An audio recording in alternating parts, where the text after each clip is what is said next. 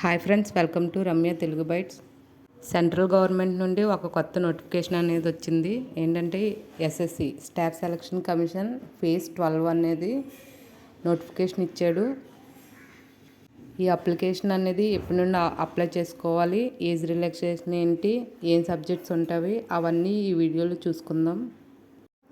Online application అనేది 26 Feb 2024 నుంచి 18 March 2024 night 12 o'clock వరకు ఉంటుంది. లాస్ట్ డేట్ ఆన్లైన్ పేమెంట్ అనేది 19th ఇచ్చాడు, అది కూడా నైట్ 12 వరకు ఉంటుంది. ఒకవేళ మన అప్లికేషన్లో ఏమైనా మిస్టేక్స్ ఉంటే అవి కరెక్షన్ చేయడానికి మళ్ళీ ఎడిట్ ఆప్షన్ అనేది ఇచ్చాడు. మార్చి 22 నుంచి 24 మధ్యలో ఏమైనా మిస్టేక్స్ ఉంటే మనం ఎడిట్ చేసి మళ్ళీ సబ్మిట్ చేసుకోవచ్చు. కంప్యూటర్ బేస్డ్ ఎగ్జామ్ అనేది మే 6 నుంచి 8వ తారీఖు వరకు జరుగుతుంది. ఈ అప్లికేషన్ అనేది ఓన్లీ ఆన్లైన్లో మాత్రమే అప్లై చేయాలి.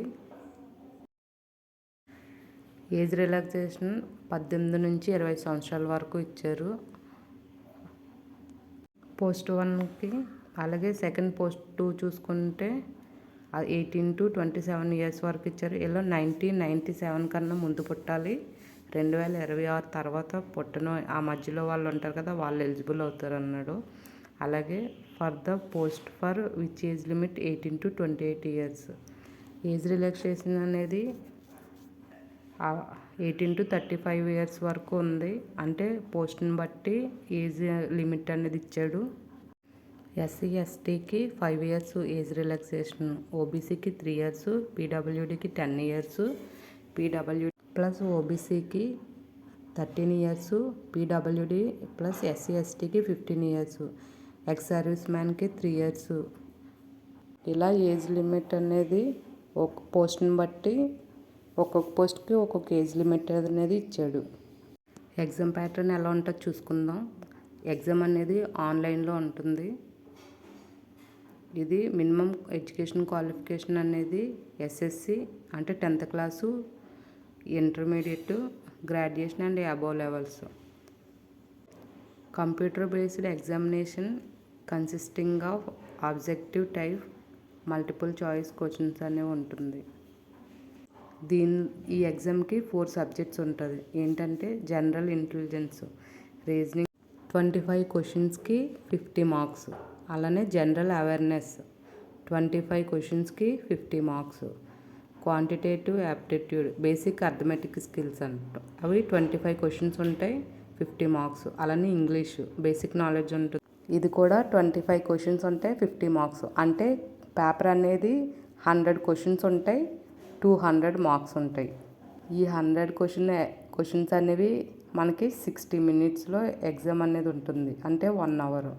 పీడబ్ల్యూడీ క్యాండిడేట్స్ ఉంటారు కదా, వాళ్ళకి ఎక్స్ట్రాగా 20 minutes ఉంటుంది, అంటే వాళ్ళకి 80 minutes, మనకి 60 minutes. ఈ ఎగ్జామ్కి నెగిటివ్ మార్కింగ్ అని ఉంది.